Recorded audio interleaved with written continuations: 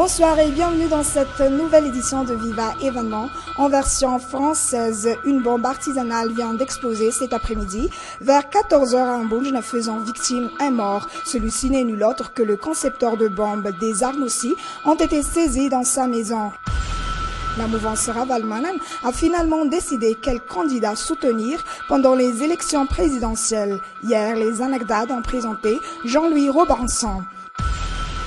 Une adolescente de 13 ans a fait ses révélations. Elle a été victime d'un abus sexuel. Sa mère en est l'intermédiaire. À l'étranger, la tempête tropicale Manuel et l'ouragan Ingrid fait ravage au Mexique, faisant état de 21 morts et de 8000 évacuations à travers le pays.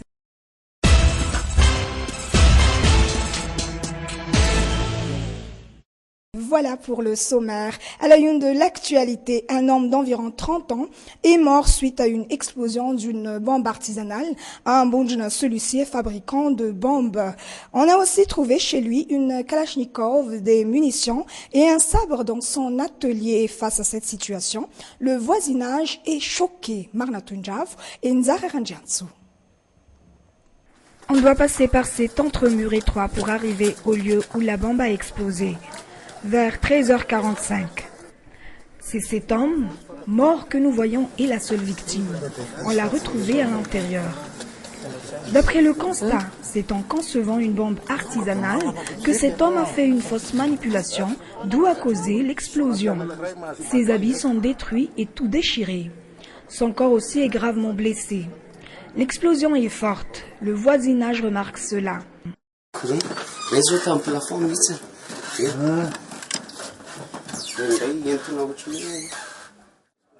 D'après cet homme, il a cru une explosion due à un court-circuit. Il est aussi un voisin. L'explosion a été très forte. Au début, on ne savait pas que c'était une bombe. Dès que j'ai entendu le bruit, j'ai couru pour voir ce qui se passe. En arrivant sur le lieu, j'ai vu le corps de cet homme. Il était en flammes.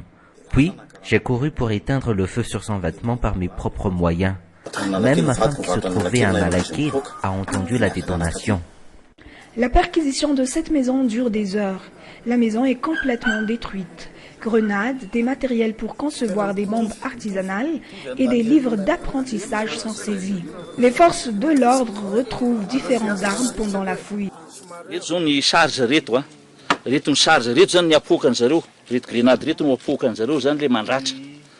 Voici les charges et les grenades, ce sont les détonateurs.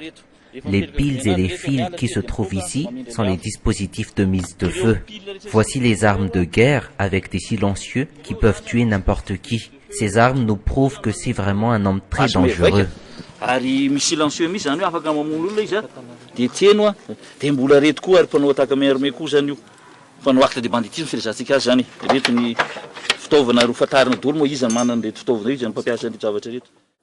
D'après les explications des forces de l'ordre, ce cas a un lien avec les cas d'explosion qui se sont déroulés récemment.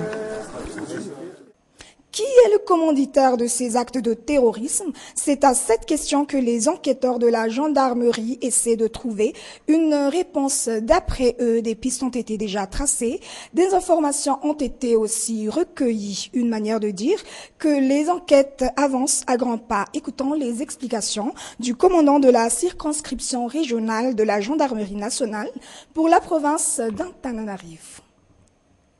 Donc un appel a été parvenu au niveau de la salle Ops de la gendarmerie qui a été transmis aussi au commissariat de police à Tsaralalana. Donc on peut voir, donc c'est un atelier de fabrication d'engins explosifs, de bombes artisanales. Et cette explosion s'est produite donc par une explosion sur le fabricant qui est en train, je crois bien, en train de confectionner une bombe artisanale. Qui est réellement cet homme décédé à cause de l'explosion? Comment est-il avec le voisinage? Les réponses sont farfelues. Manatunja Wenzarjiatsu était sur place. Personne ne connaissait cet homme, mort en concevant une bombe artisanale. Et pourtant, ils sont voisins. Je ne connais pas cet homme. Moi aussi, je ne le connais pas. Le chef Fouktan Soran Mbunjnatsi Asutaf aussi se rassure de dire qu'il ne connaissait pas du tout cet homme. Il n'est même pas inscrit au niveau du Fouktan. Mais quelques-uns l'ont remarqué. C'est un bon voisinage. Il n'y avait pas de problème particulier depuis qu'il était ici. Quelle est la vérité? Tout le monde explique que le locataire légal de cette maison habite à Thomas et est enregistré au Fouktan. C'est un homme d'environ 60 ans, divorcé. Les informations concernant cette affaire sont encore farfelues et surtout concernant sa relation avec le voisinage. Maintenant, passons aux actualités politiques en bref et en images. Après Marc Ravalmanen, sa mouvance et le parti Zanagdad officialisent leur soutien à la candidature de Jean-Louis Robinson. Les candidats à la présidentielle continuent leur tournée à travers le pays. Le candidat Edgar Azafnjava, lui, était à Mahazang. Quant au candidat Eradzonar Mapian, lui a conquis le sud-est de l'île ce week-end dernier. Un tout autre sujet, la conférence internationale sur le guichet unique a débuté ce jour à Anous. Plus loin, dans la facilitation des échanges avec l'interconnectivité des systèmes, tel est le thème de cette troisième édition, faisant participer différents pays africains utilisant le guichet unique. Ce système facilite le dédouanement des marchandises et fait gagner du temps aux opérateurs Zouraniansu et Yves Janel. Facilitation de l'exportation et de l'importation pour l'étranger, c'est l'objectif des pays africains membres au sein du AACE ou Alliance africaine pour le commerce électronique utilisant le guichet unique. Il n'y aura plus de va-et-vient. La communication se fera par voie électronique. De suite, l'importateur ou l'exportateur pourra suivre et dédouaner sa marchandise à partir de son ordinateur. Par exemple, à Madagascar, nous avons le TradeNet. C'est à partir de ce TradeNet qu'on envoie toutes les informations. Si par exemple, je demande un certificat phytosanitaire, aujourd'hui, je l'envoie au TradeNet. Le service phytosanitaire reçoit le dossier. Après traitement, la demande est renvoyée dans le système. Dans ce secteur, l'objectif est la numérisation.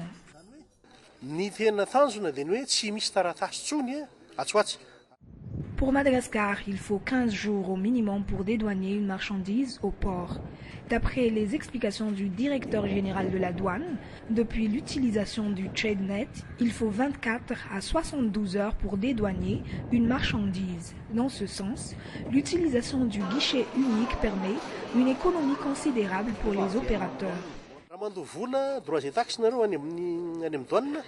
Le paiement aussi a été facilité. La grande procédure d'avant a été prohibée grâce au guichet unique. Avec ce guichet, tout se fait en ligne et électronique. Cela permettra aussi aux opérateurs de faire une économie.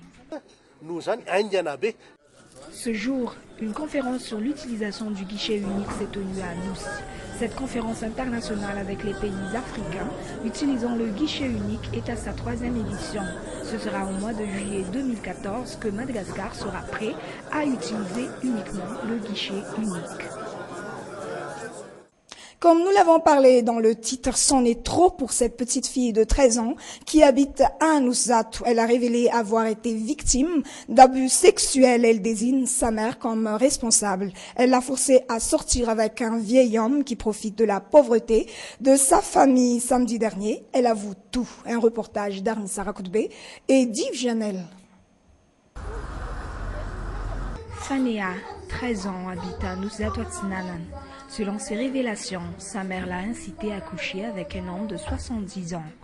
Elle révèle aussi qu'une fois, elle et sa mère ont dormi avec cet homme. La raison, le besoin d'argent.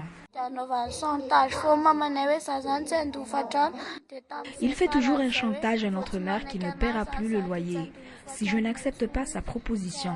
En plus, il ne donnera plus d'argent à ma mère. Une fois, il m'a téléphoné et m'a expliqué qu'il m'adoptera. Pourtant, c'est le cas contraire. Au début, ma mère me disait de ne pas accepter ses avances. Au fil du temps, elle a changé d'avis. Elle dit que si c'était moyen pour avoir de l'argent, on le fait.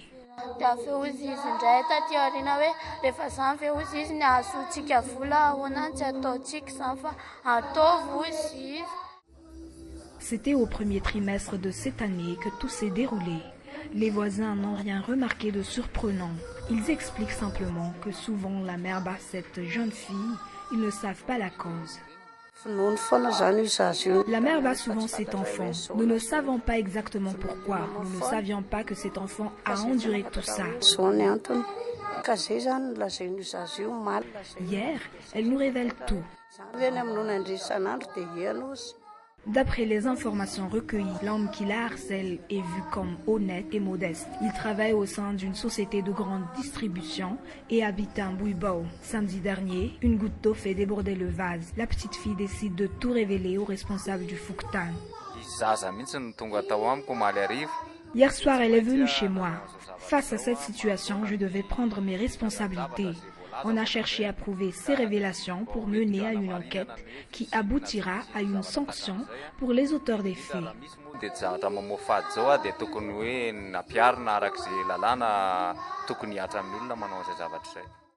D'après ses explications, elle a attendu tout ce temps par peur de mettre en prison sa mère qui s'avère enceinte. La période de soudure arrivera dans quelques semaines. Dans ce cas, les foyers malgaches traversent une difficulté financière. La recherche de nourriture devient difficile. Nos journalistes ont visité une famille de la capitale. Quel est leur régime alimentaire pendant cette période? Les réponses avec Anna Muriel et Nzara Njianso. Pour la rentrée, offrez-vous le meilleur. Midi, c'est l'heure de déjeuner. La famille se réunit pour manger. Bienvenue dans le foyer de Lydia et Nain. Le déjeuner est encore sur le feu. Le mets d'aujourd'hui, des pommes de terre sautées, accompagnées de 2 kapoka de riz. Quotidiennement, Lydia cherche souvent un déjeuner appétissant pour sa famille. J'ai choisi un quart de pommes de terre que j'ai sauté avec de l'oignon et des tomates. Le matin, on opte pour du café et des pains. Les 2 parents essaient de faire manger 3 fois par jour leurs enfants. Le soir, ils mangent plus en quantité. À midi, mes enfants ne mangent pas beaucoup, c'est pour cela que j'augmente la ration le soir. Ils sont fatigués et ils ont un bon appétit. Pour cette famille à La Réunion-Kéli, ils ne payent ni de loyer ni d'électricité. Dans ce sens, la nourriture et les médicaments sont une priorité pour cette famille. Nous consacrons notre dépense en café et en pain à midi. Quand nous n'avons pas assez de sous pour acheter du riz, nous leur donnons également du café avec un peu de lait et du pain. Les médicaments n'accaparent pas trop notre budget parce qu'on nous les donne gratuitement quand on est malade.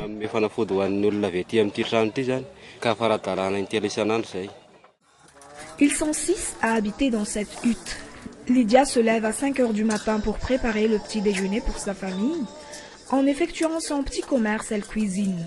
Elle ne se repose qu'à partir de 19 heures du soir.